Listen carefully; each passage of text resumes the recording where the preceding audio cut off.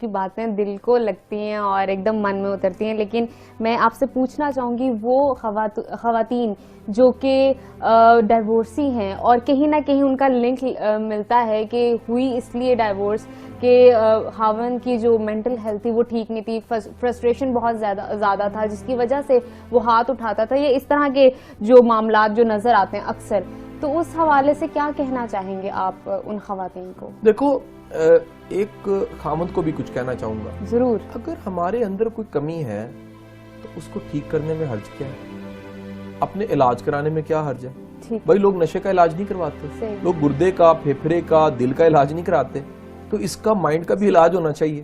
اگر اگریسو ہو، غصہ آتا ہے تو ڈھونڈو آتا کیوں ہے؟ کسی کونسلر کو ڈھونڈو، سائیکیٹرسٹ کو ڈھونڈو، سائیکالوجسٹ کو ڈھونڈو۔ عورت کو بھی خود تھوڑی سائیکالوجی پڑھنی چاہیے کہ مرد کو ٹیکل ایسے کرے کہ اس کو غصہ نہ آئے۔ ہماری عورتیں بھی نا، وہ پنجابی کا ایک ورڈ ہے لتی لگانا، وہ ایسی بات کہتی ہیں کہ سیدھا بندہ بھی پٹھا ہو جاتا ہے۔ اچھا دیکھیں، اگر اب جو ہونا تھا وہ ہو چکا ہے، بڑے لوگ اس طرح کی باتوں کو سن کے ہرٹ ہوتے ہیں اور کہتے ہیں جی اب کیا کریں؟ خدارا آگے بدلیں، کم از کم اس اندھیرے کو آنے والے وقت کی روشنی سے مٹا دیں، کم از کم ان کانٹوں کو جو یادوں میں کانٹے پڑے آنے والے وقت کی خوشیوں سے مٹا دیں، کم از کم آج ہی ایک سچا ارادہ اور پکا وعدہ کر لیں، ہم نے بدلنا ہے، ہم نے اپنے ریلیشن کی کوالٹی کو بہتر کرنا ہے۔ خدا کے بندو، لیونگ سٹینڈرڈز تم نے اچھے رکھے ہوئے ہیں، گاڑیاں اچھی رکھی ہوئی ہیں، اپنے ریلیشن کو بھی اچھا کرو۔ اسے بھی تجدید کی ضرورت ہوتی ہے، اسے بھی رینیو کرنے کی ضرورت ہے۔ جیسے بندہ روز نہا کے کپڑے پہن کے تیار ہوتا ہے نا، ریلیشن کو بھی تازہ کرنے کی ضرورت ہوتی ہے۔ یہ بھی پانی مانگتا ہے، یہ بھی آکسیجن مانگتا ہے، یہ بھی اظہار مانگتا ہے، یہ بھی مانگتا ہے ہم اپنی غلطی مان لیں۔ ہم نے بڑا پڑھا ہے، ڈگریاں لی ہیں، بڑے اعلیٰ عہدے پہ فائز ہے، انسان ہے، انسان غلطی کر سکتا ہے۔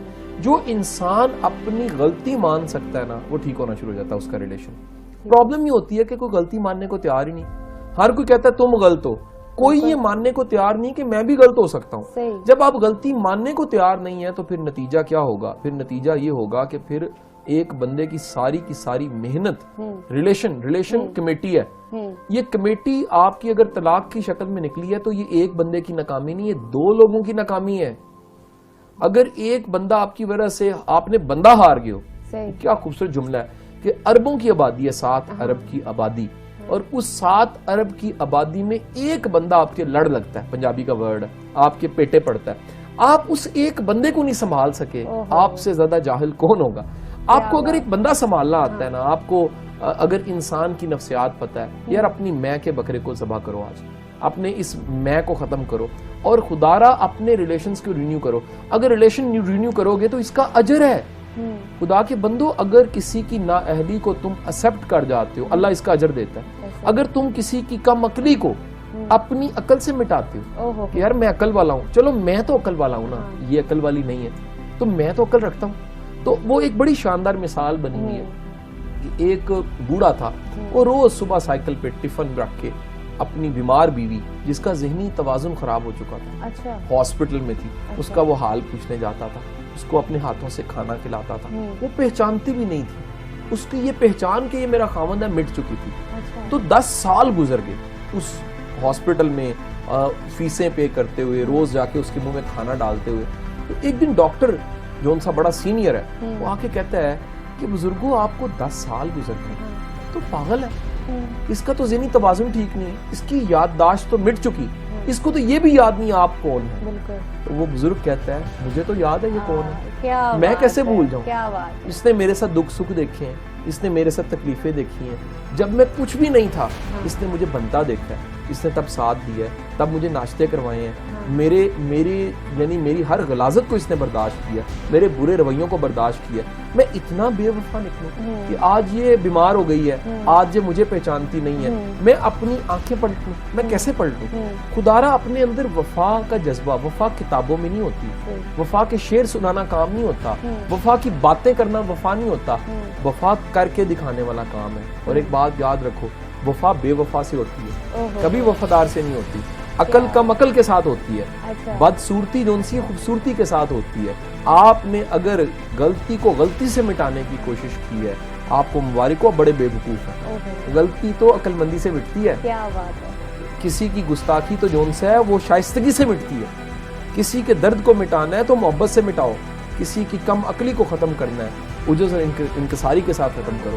یہ آپ جب تک اپنی ویلیوز نہیں قائم کریں گے اور خدا را اپنا کریکٹر ایسا بناؤ دوسرے بدل جائیں، اپنے اندر محبت ایسی پیدا کرو، اخلاص ایسا پیدا کرو، وہ برداشت لے کر آؤ. اور ایک بات بڑی بہنیں مجھے آپ کہتی ہیں میں اتنا برداشت کرتی ہوں نہیں بدلتے. آپ تو کہتے ہیں برداشت کرنے سے بدل جاتی چیزیں.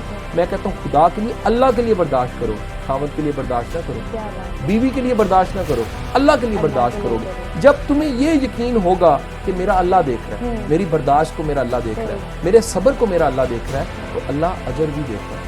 اللہ نے آج تک کسی کی محنت ضائع نہیں کی، آج تک کسی کی محبت ضائع نہیں کی، آج تک کسی کا صبر بھی ضائع نہیں کیا.